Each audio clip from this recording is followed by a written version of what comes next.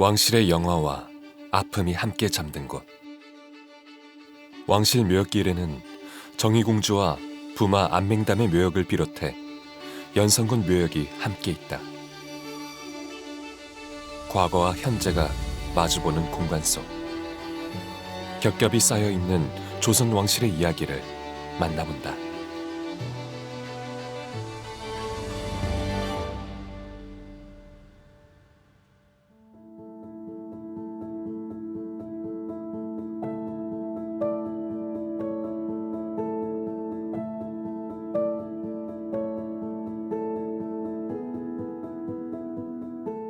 교수님, 이 길을 걸으니까 그냥 산책길 같기도 한데요. 이곳이 그렇게 중요한 길목이었다면서요. 예, 맞습니다. 이 의동과 방학동은 예전에 해촌과 해등촌으로 불리면서 의정부 등의 이제 그 북쪽으로 넘어가는 중요한 길목이었는데요. 서울과 가까워서 왕실이나 사대부 가문의 묘산, 그러니까 묘도 많이 자리를 했습니다. 이곳은 예로부터 서울과 북부를 잇는 교통과 물류의 중심지로 사람들의 발길이 이어지던 곳이다.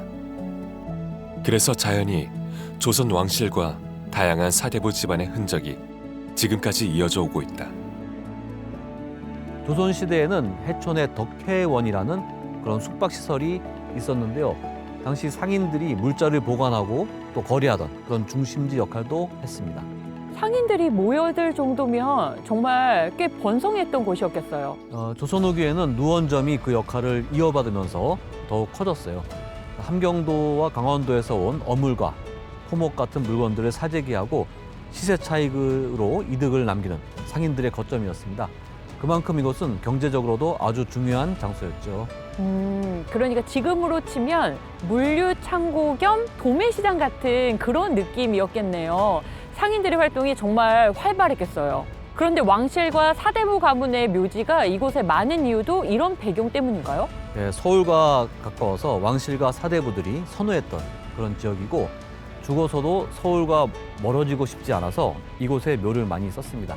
그래서 지금도 왕실 묘역길이라는 도료명이 있을 정도죠. 아, 그래서 연산군묘, 정의공주묘, 회상군묘 같은 왕실 묘가 여기 모여 있군요. 그리고 진주 유씨 같은 사대부 문중 묘역도 여기 함께 자리하고 있는데요. 흥미롭게도 연산군 묘가 이곳에 자리한 데는 그 처가, 집안과의 그런 연관성도 있습니다.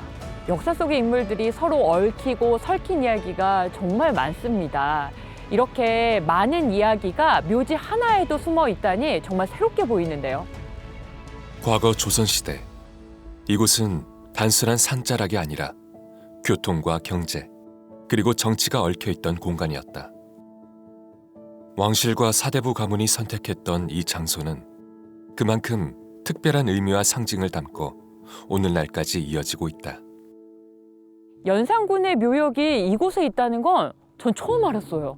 연산군은 워낙 유명하지만 이곳에 묘역이 있다는 거는 잘 모르실 건데요.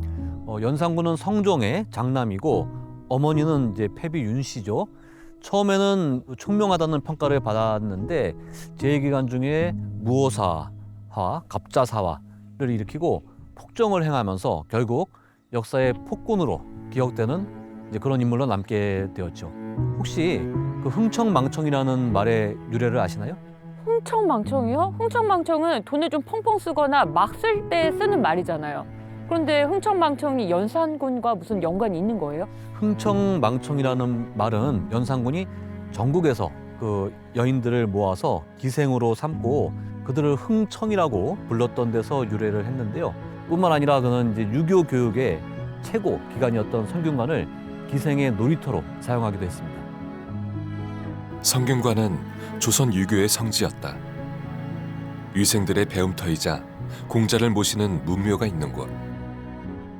그곳을 연산군은 기생들의 숙소로 바꿔버렸다. 이는 조선의 체계와 이념을 정면으로 부정하는 행동이었다. 아, 그러니까 조선의 체제를 흔들었던 인물이네요. 연산군은 문학과 음악을 사랑한 그런 면도 있었지만 결국에는 조선을 지탱하던 그런 사회적 규범을 완전히 무너뜨렸습니다. 그래서 1506년 박원종과 유순정 등이 주도한 그 중종 반정으로 폐위된 뒤에 강화도의 교동으로 유배를 갔습니다. 유배지에서 연산군은 고통 속에 지내다 결국 그 해에 세상을 떠났다. 그의 묘는 원래 교동에 있었지만 부인 신 씨의 청혼으로 해등촌, 지금의 방학동으로 이장됐다. 이후 신 씨 본인과 딸, 사유의 묘도 나란히 자리하게 되었고 오랜 세월 후손들이 제사를 이어왔다. 부인 신 씨가 남편 묘를 이곳으로 옮기자고 요청한 이유는 뭘까요? 그 신씨 집안이 이 지역과 아주 연관이 깊었기 때문인데요. 신씨의 아버지인 신승선은 세종의 아들인 임영대군의 딸과 이제 결혼을 했는데 이곳이 임영대군의 전장, 그 토지가 있었던 곳으로 보입니다. 결국 사위가 처가의 기반에 따라 묘를 옮긴 셈이죠. 도심 한가운데 시간이 겹겹이 쌓인 언덕 위에 연산군과 그의 가족 그리고 조선의 왕실과 사대부의 복잡한 인연이 얽혀 있다. 그 길을 따라 걷는 우리의 발걸음에는 단순한 산책 이상의 의미가 스며든다. 연산군 묘역에서 멀지 않은 곳, 단정하게 정돈된 묘역 하나가 조용히 자리하고 있다. 세종대왕의 딸 정의공주와 부마 안맹담이 함께 잠든 곳이다. 교수님, 여기 담장 너머로 보이는 묘 정말 관리가 잘 되어 있는데요. 직접 들어가 볼 수는 없는 거죠? 보통은 이제 문이 잠겨 있는데 담장이 낮아서 바깥에서 충분히 볼 수가 있습니다. 이곳은 세종대왕의 딸인 정의공주와 그의 남편인 안맹담의 묘역입니다. 정의공주는 1428년에 정의공주로 봉해졌고 안맹담은 죽성군으로 봉해졌다. 이후 안맹담은 연창군, 연창위로 승격되며 왕실과 긴밀한 관계를 유지했다. 정의공주가 훈민정음 창제에 참여했다는 이야기를 들어본 적이 있는데 정말 그런 설이 있는 건가요? 예, 그 이야기는 1990년대에 그 이가완 교수가 그것을 주장하면서 화제가 되었는데요. 정의공주는 뭐 총명하고 뭐 산수에도 이제 능했다고 전해지는데 훈민정음을 창제하고 그 변음과 토착음을 해결하는 그런 역할을 했다는 뭐 설인 거죠. 하지만 실록에는 그런 기록이 없어서 아직까지는 사실 여부를 단정하기는 어렵습니다. 세종이 정의공주에게 쌀과 토지, 노비 등을 하사하며 경제적 지원을 아끼지 않았다는 기록은 남아있다. 그녀에 대한 각별한 애정이 느껴지는 대목이다. 안맹담은 어떤 인물이었나요? 안맹담은 세조의 집권을 지지하면서 원정공신 1등에 올랐던 인물입니다. 종친과 공신이 참여하는 각종 연회, 이른바 주연 정치를 통해서 국왕에 대한 충성, 그리고 집권 세력 사이의 결속을 공고히 했던 것으로 보입니다. 그런데 교수님, 안맹담 사후에 조성된 묘역이 화려하다면서 좀 비판을 받았다면서요? 묘역이 지나치게 화려해서 철거 명령이 몇 차례나 내려졌습니다. 세종 이후에는 묘역을 아주 소박하게 꾸미도록 정했는데 안맹담묘는 정자각을 세우고 석각을 화려하게 꾸미는 등 좀 예외적인 사례였죠. 와, 그런데 여기에 도성암이라는 절도 있었다고 하던데 어떤 곳이에요? 도성암은 원래 안맹담이 그 정의공주와 함께 계획해서 이제 세웠는데요.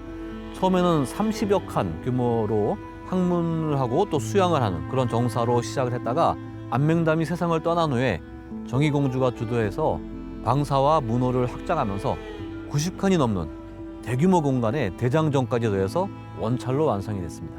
아니, 90칸이요? 아니, 그 정도면 절이 아니라 거의 궁궐 수준 아닌가요? 게다가 금과 은으로 만든 불상과 또 금은으로 그 경전을 필사한 그런 사경까지 봉안되어 있습니다. 김수원의 기록에 따르면 도성암은 삼각산, 그러니까 북한산에 있는 다른 사찰과는 비교할 수 없을 정도로 아주 웅장하고 화려했다고 합니다. 이야, 공주님이 직접 그렇게까지 나섰다니 그만큼 의미가 깊었던 공간이었겠어요. 단순한 원찰이 아니라 정치적, 종교적으로도 아주 상징적인 그런 공간이었는데요. 시간이 흐르면서 도성암은 이제 자취를 감췄지만 그 자리에는 그 시대 사람들의 마음과 그 이야기가 고스란히 담겨져 있습니다. 역시 역사는 이렇게 직접 와서 들어야 더 마음에 와닿는 것 같습니다. 그러니까 책이나 그 문서 속에 글자가 아니라 실제 공간 속에서 이야기를 듣는 거는 완전히 다른 체험이겠죠. 18세기 이후 도성함에 대한 기록은 거의 사라졌다. 지금은 그저 묘역과 흔적만이 옛 이야기를 대신하고 있다.